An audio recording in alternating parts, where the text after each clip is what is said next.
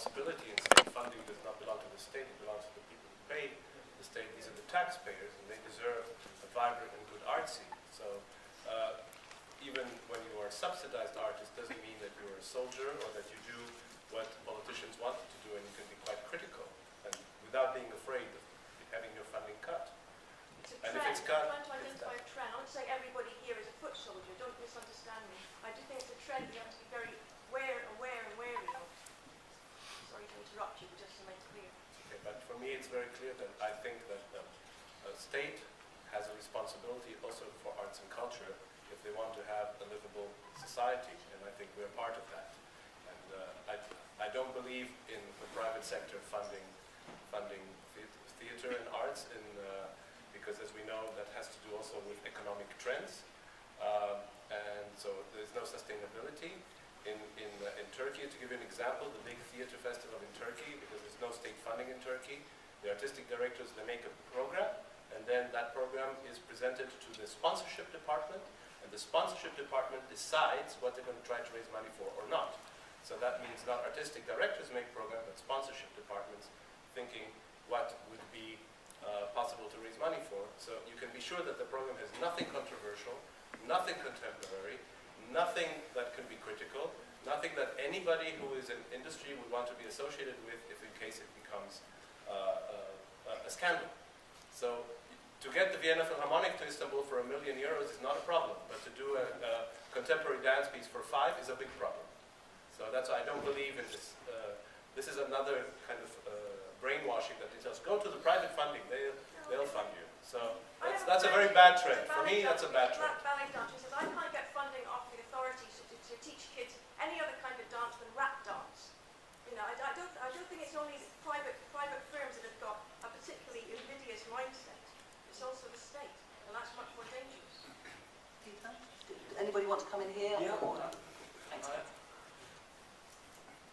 We are talking here about publicly subsidised culture, and I absolutely agree that it is vital that all communities recognise that some things need subsidy in order to continue, which is not to say that we ourselves are not inherently making art, although we may not call ourselves artists on a daily basis, and playing music and making music and making films and so on and so on. So it's a very interesting moment where the professionalised creative people are meeting people who have everyday practice that's also cultural and creative.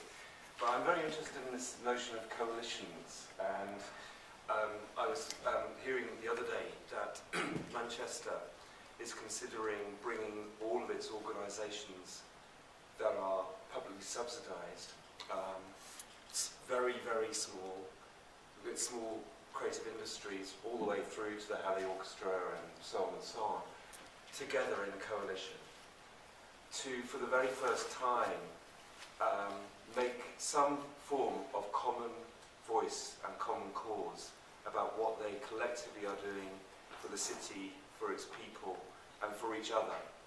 And to make a common voice outwards, not just to Manchester City Council, who extraordinarily, tonight in London they launched the Manchester International Festival, and they have maintained and increased their commitment to that festival of millions, despite the horrendous cuts that the council's making. But also to work outwards to all other funding authorities, be it the Arts Council, be it the lottery funds, and so on and so on. And I think that's very interesting, and they're going to find it very, very hard for one city to come up with a voice, because the cultural and creative community, by default, is in competition all the time for funding of all kinds. But it's a very interesting speculation that you might find some form of common voice, and we'll see if they do it. And I think the same would be great for Birmingham, because you do, as you said, get picked off all the time. And there is this issue about not biting the hand that feeds you, or who's the biggest tart in the room, and so on and so on.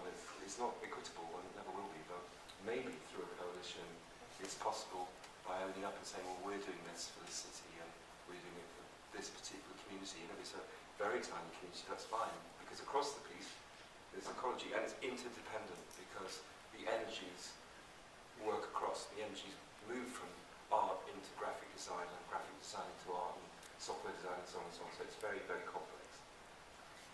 May I say something? I entirely agree that the state should maintain its obligations towards the citizens. I think this is part of a kind of social democracy that we had the opportunity and the very happy circumstances to have in the past decades. This would be the correct thing to maintain, of course, but in order to maintain that, and part of the social benefits that a state should give to its citizens is, of course, culture, because it maintains the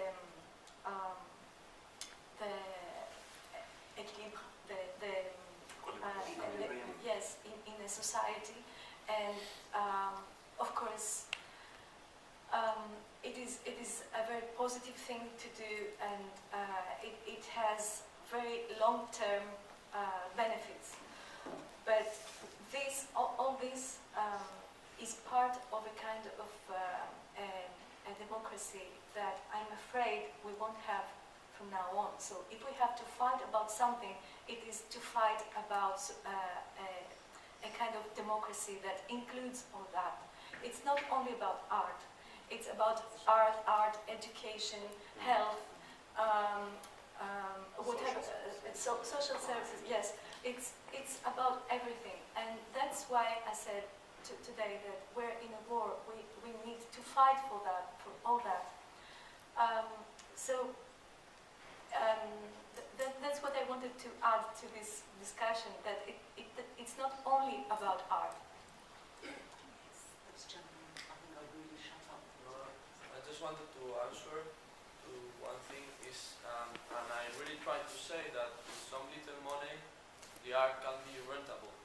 With some little money inputs, we can make money with our products, and I'm sure about it. But I think the problem of the people who does nice things with art is a problem of technique.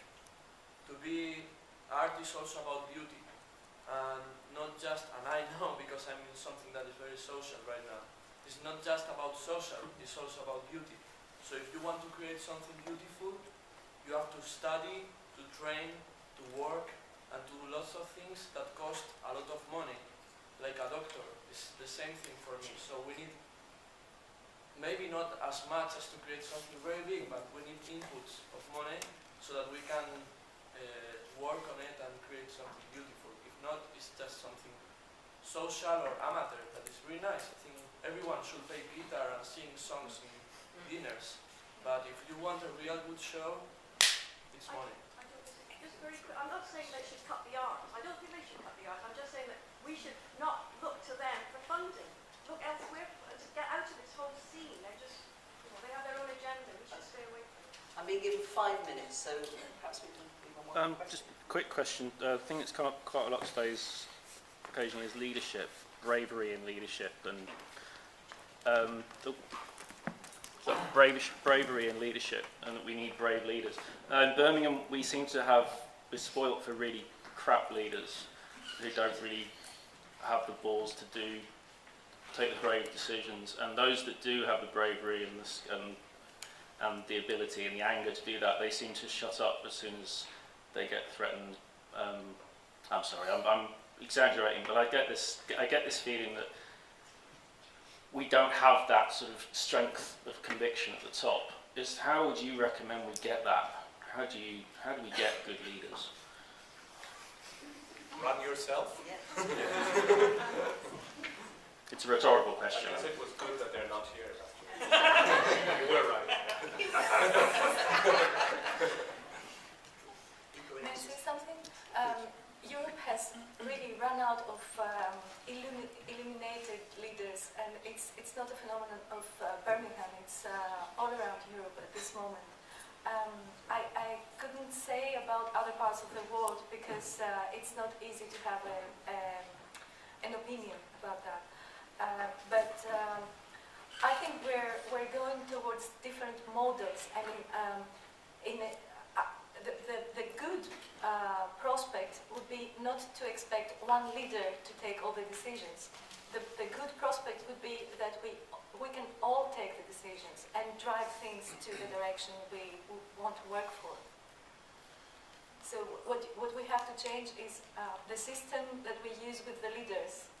I completely agree, and I think we've lost trust in all of our leadership, political leadership across the spectrum, in corporations, in the banking sector. Our leadership across the piece has been catastrophic in all kinds of levels. Now there is the opportunity, and we've seen it in Egypt. Not going to happen here overnight, but we have seen that people are saying what they want, and so people you work with themselves have voices. It's about, and I would say, rather than compacts with the corrupt leadership, is working with people on the ground, and that's what you do so brilliantly. But I have to say, coming back to the Birmingham being number 2 question, I'm sure everyone in this room has heard it, but I love the city, I'm very proud of it, but I love Liverpool too for its arsiness and bolshiness. And there's the old joke that's always gone around when people around the UK are asked what is the second city, and Birmingham says it's us, and Leeds says it's us, and Manchester says it's us, and then people asked in Liverpool say London. And it's just, I think until you get to that point, there is that sense that they are the centre of the world, and I think that's a sense of, I completely agree, more confidence is vital. Thank you very much. And confidence is a great note to think on, and the enjoyment and then the enthusiasm in dissecting things. We've perhaps not spoken quite enough at this end of the day about how much you're passionate about what you do and how fantastic the things that you do are. So thank you very much. I'm going to have to leave it there, being moved on. And Ranjit will close us. Yes, really, just to do a round of thanks, but let me just say that from the last session, I got thinking about art as a subversive activity. And I thought about art as a tool of not of containment, but of liberation. And I just thought that was a really important message and learning for me.